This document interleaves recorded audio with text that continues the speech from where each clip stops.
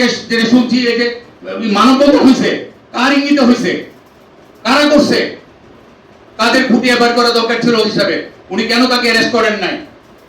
কেন তাকে আওয়ামী লীগের আজকে এই সুযোগ নিয়ে তারা মানববন্ধন করতে চাইতেছে?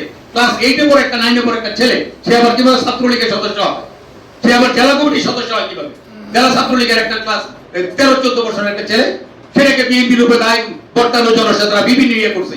আমি যদিও জানি ডিএসপি রিপোর্ট দিছে, সেই একদম বাস্তব যে ঘটনা আছে সেই ঘটনা ওসিসাবের মাধ্যমে বিভিন্ন জায়গায় ছড়ানো হয়েছে, কিন্তু মানববন্ধন যেটা করলো এর দৃশ্যমান কিছু দেখা উচিত ছিল। নকলাবাসী যেটা আজ প্রত্যাশা ছিল যে মানববন্ধন যারা করতেছিল, যারা এটা তকমা দিয়ে বিএনপির উপরে যে মানে কলঙ্ক লেপন করার চেষ্টা করতেছিল, সেটা আমরা দেখতে চাইছিলাম যে সেটা দেখা দরকার। দৃশ্যমান আমি দেখতে পাচ্ছি না। নারায়ণপুরের ঘটনাকে পরিষ্কার বলি, যেই হোক না কেন, আমার সদস্য যেটা বলছেন, একজন ব্যক্তি যেন আমার দল কলুষিত হতে পারে না, সে যেই হোক, তাকে আইনের রাস্তায় নিয়ে আসেন আপনি।